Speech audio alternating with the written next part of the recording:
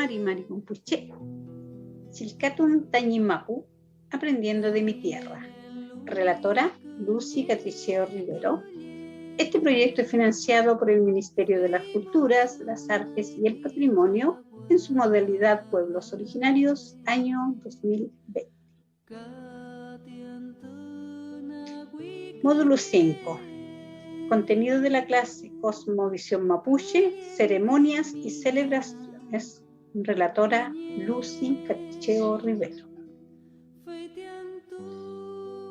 Las ceremonias mapuche. Tenemos ceremonias sociales y espirituales o religiosas.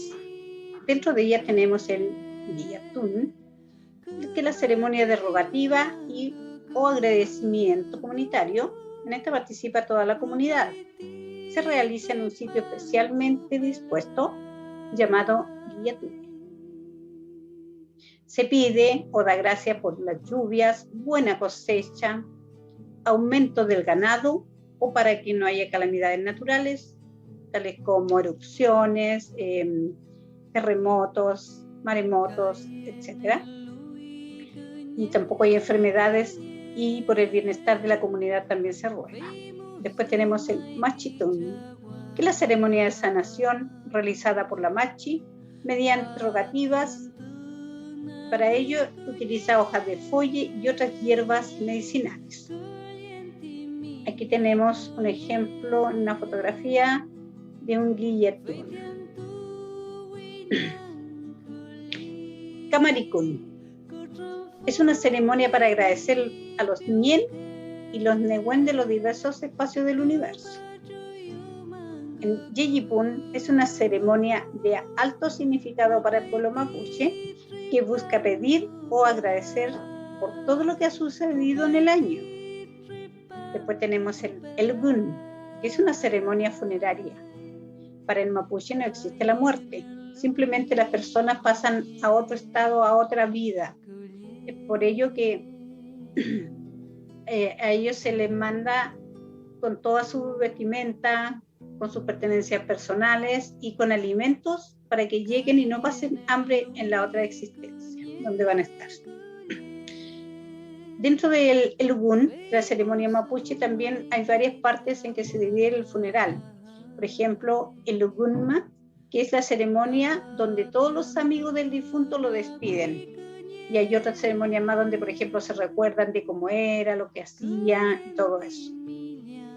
El Mafún es una ceremonia de matrimonio que forma parte integral de las relaciones entre las comunidades para establecer alianzas o cuando también tienen dificultades. Y esto aún se practica el rapto de la novia, que se llama Hueñe Tomo, donde el novio y sus amigos irrumpen en casa de la novia para raptarla.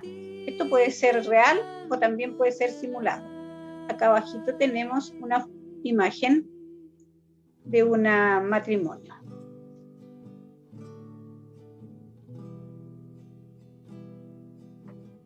El Trafikintun es una ceremonia que se realiza todos los años antes del Huachipantún, donde las familias se organizan y practican el intercambio de semillas, de plantas y comidas. También comparten conocimiento y sin que por eso vaya a mediar dinero alguno. ¿Ya? Antiguamente no existía el dinero como hoy lo conocemos nosotros. Simplemente antes se cancelaba con cuyim, que son los animales.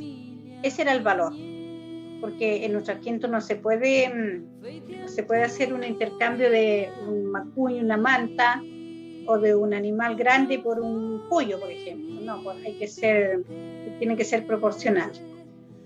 El Lakutun es una ceremonia social donde el abuelo materno le daba su nombre a su nieto.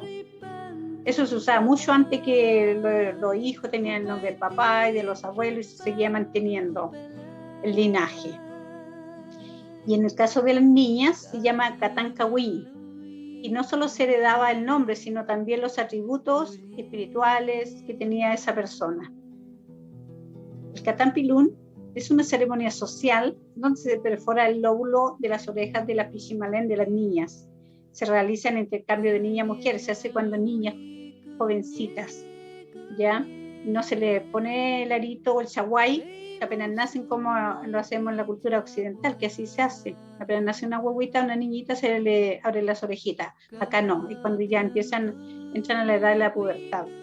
Y también por el tipo de aros que se usen y por la vestimenta se sabe el estado civil de la persona, si es muy jovencita, si es soltera o si es casada. Pero eso será para otra clase donde hablaremos sobre los chaguay. Y el que hace esta perforación del lóbulo es el papá. Acá abajo tenemos una imagen donde hay un papá con una pequeña, una pichimalé. El agún es una ceremonia a caballo, que consiste en dar 4 vueltas completas alrededor del centro ceremonial.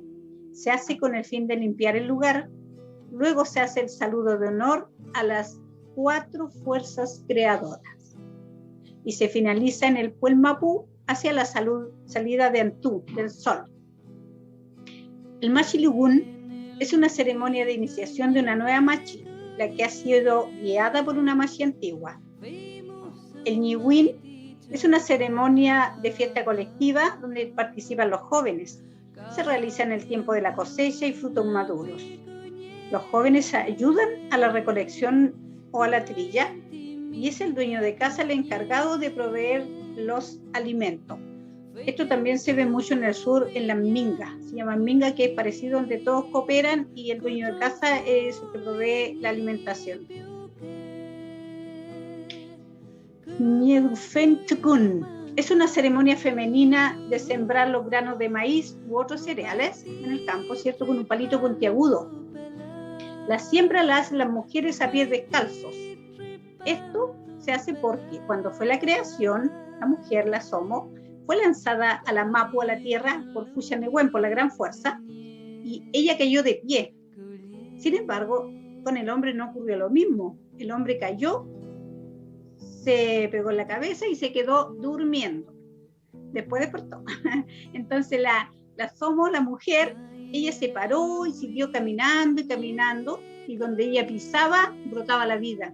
Salían las plantas medicinales, las hierbas aromáticas.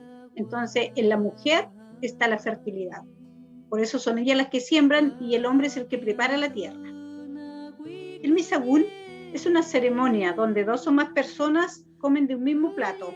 Esto se hace para afianzar una amistad más duradera y de mucha confianza, generalmente de compadres también.